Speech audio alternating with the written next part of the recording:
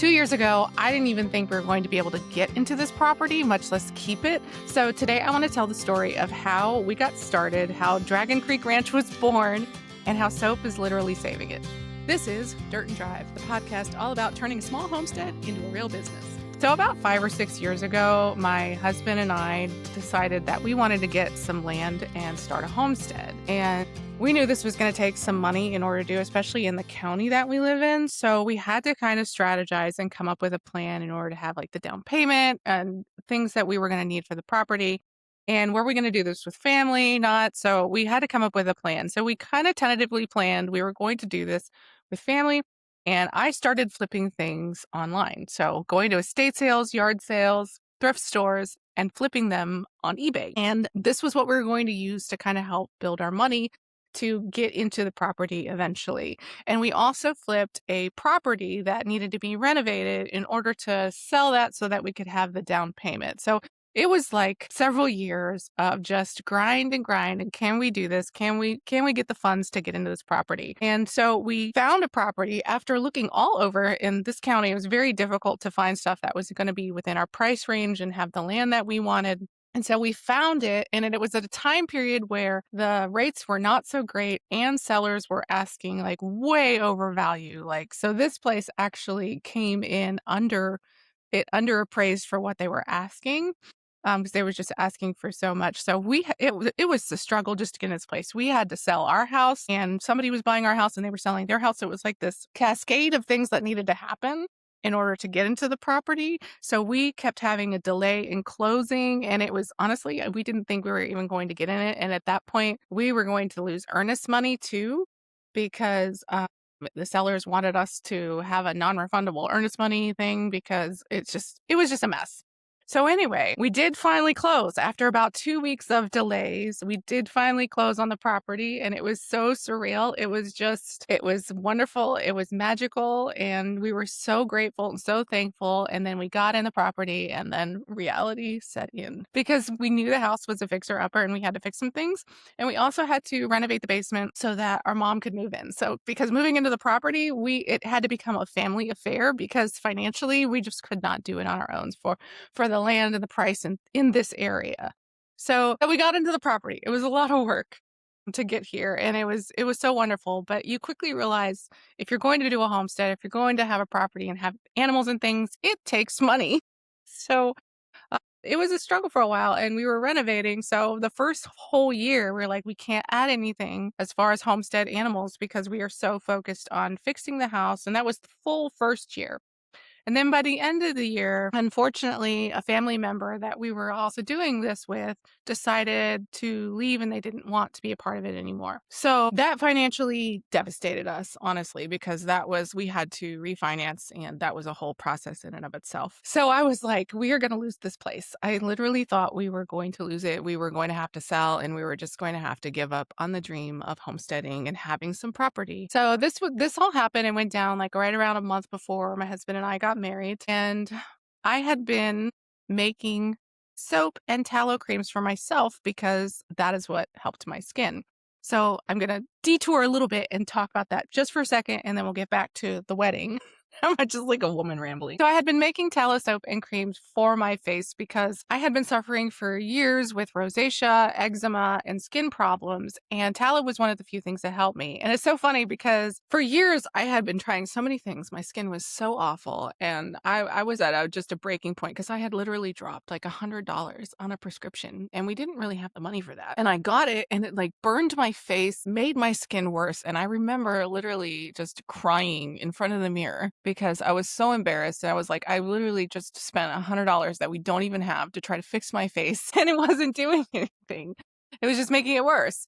So someone recommended that I try some tallow. And at the time I was like, I just spent this money. I'm not buying anything else right now. And ooh, gross. I really literally thought, ooh, tallow's gross. That's disgusting. I'm never doing that. And a month later, I was able to get some, and I tried it. And within 3 days, my skin started clearing up. And after dealing with for years, my skin just having so many problems, it was like I was just an instant like lover and believer in tallow because it was literally changing my skin right before my eyes within a couple days. So my skin improved over time the more I was using the tallow, and it's not perfect. I'm super sensitive skin. I can literally like sweat the wrong way or eat the wrong thing and I'll get like a breakout. It stinks. But fortunately, I can test all my products on myself that I make. So I know if I react to something, I'm not going to sell it. But that's how I got started with tallow. And it's not a cure, but it's helped me manage my skin. And it's obviously helped me improve the quality of my life. Just,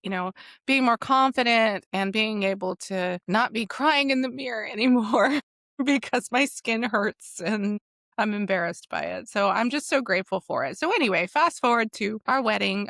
It was bootstrap. We were like, we don't have the money. We've just, we're going to have to refinance this place already. And we bootstrapped our wedding. I found chairs in an estate sale, the white wedding chairs for like $3 a piece, which if you know anything about white chairs for weddings, like that is cheap. Like I was so grateful. We got a tent. And in the process, we were thinking, okay, is there a way we can raise money? Can we have some other weddings here? Can we turn this into a wedding red venue? But then, when we really got into it, we're like, we're going to have to do so much to this property to make it so that people could actually come here. But our friends were amazing. They came out and supported us, and I made soaps for favors for our wedding and used our initials to stamp. So it was a inexpensive way for me to make some favors, and everybody loved the soap and was excited about it. So a couple weeks later, while we're still trying to figure out, okay, are we even going to be able to keep this property, someone messaged me and was like, your soap has literally changed my life. I'm like, what? They're like, my skin has never been better. I need more soap. Are you gonna make more?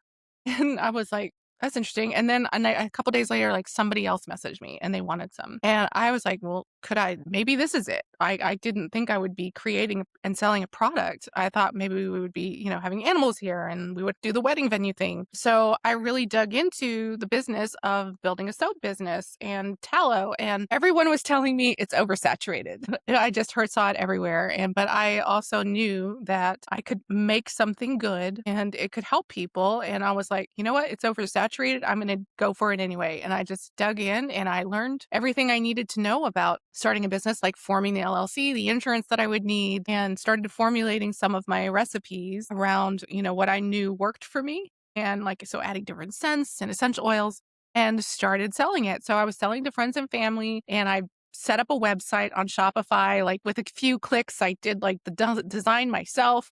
So it was definitely bootstrapping, doing those things myself because we didn't have a lot of money and I needed to make this work. I honestly considered at the time, I was like, do I just need to go work for the county or something? And because I was substitute teaching here and there and they'd offered me to possibly become a parapro. And I was like, well, is that what I should just do?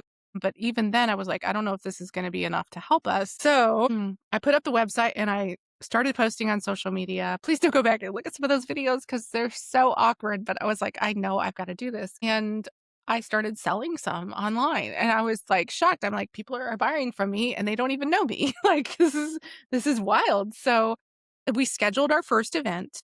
We did Pumpkin Fest in Canton last fall. I think it was in September. And the planning for that was so scary. Figuring out the labeling, and I was spending so much to buy the tent and the tablecloths, and we had tables fortunately that we could use, so we didn't have to buy tables.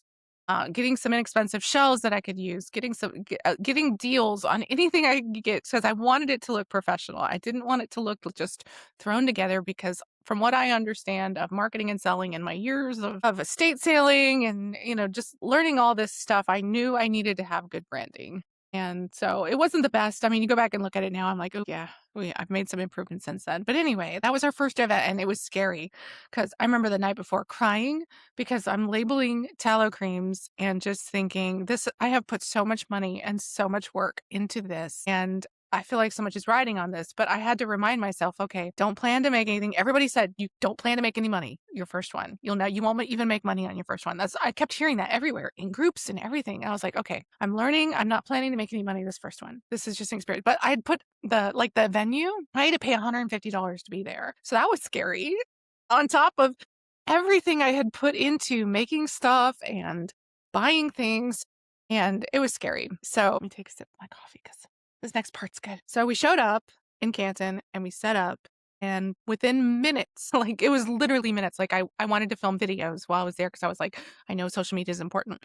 Couldn't even continue filming because we had a line at our tent. We had people clamoring to get our stuff. And the event was only 4 hours long, 4 or 5 hours long. And we sold over $900 in product that day. And I remember just sitting down at the end of the event as everyone's packing up. And I just started crying because I knew at that point I had something. And in that moment, I believed in myself and I believed in this journey. And I believed we were going to save our property for our family and for the things that we want to do for our community. And it was just such a big moment. And the vendors next to us were just like saying congratulations to us. And they couldn't believe it was our first event. And frankly, I can't believe it was our first event either to do so well. And I was so grateful, just so grateful. So anyway, that's the story of how that started. And I think the main thing that experience taught me was that driving and pushing past your barriers and things that scare you is what is going to make things happen. Because I was just grinding and grinding. I was so exhausted. I was so overtired. But I was like, I have to keep going. I was like, we have to save this. And there was no question in my mind. I was either going to fall flat on my face from trying so hard, and then that would be our sign, okay, let's move on and let's sell the place and we have to give up on this at that point. But it wasn't going to be for a lack of pushing and trying and driving. So that's how we got started. Fast forward to now, we're over a lot of the financial, but we're still struggling. So the soap business is helping to pay the mortgage now, which is absolutely incredible, but it's kind of a month-to-month thing right now. So it's a little scary at times, but I just keep grinding and driving. I have us events booked all fall, and that was a pretty penny to fork that out. If you know anything about events, you got to pay in advance. But the future of this place, the plans that we do have, we would love to have animals. Just financially at the point we're not there, but we're using this business to help us now build this property. The business has helped us get out of the biggest struggle of our lives. And now we want to use it to help us grow something here that is not just for our kids and for us, but we do want to do something to help our community here and preserve some land, because a lot of our land in this county is disappearing, unfortunately, and we want to save some of it. And that whether that's through regenerative farming, we would love to have some sheep. We want to have livestock birds very soon.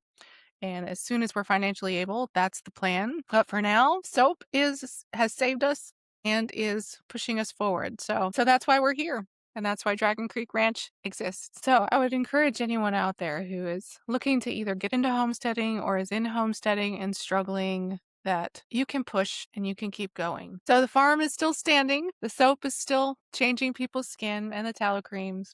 And that's the story of Dragon Creek Ranch. And if you've ever had anything work after years of grinding and nothing, you know exactly why I couldn't keep this to myself and why I wanted to share my story and why I think other people's stories need to be heard, because I know I'm not alone in this struggle. And I know that there are so many homesteaders out there and farmers and people building and grinding things that have amazing stories to share. So I'm excited to share their stories on this podcast as well. Thank you for listening. I'll see you next time on Dirt and Drive. All right, y'all. Before you head back out to pasture, remember, this is just people sharing opinions, not medical, legal, or business advice. The opinions expressed here don't necessarily reflect my opinions or the opinions of Dragon Creek Ranch or the Dirt and Drive podcast. Remember to always do your own research. It's okay to get your hands a little dirty, but keep your rap sheet clean. Thanks for listening, and if you enjoyed the podcast, please subscribe and leave us a review. It'll help us reach more folks.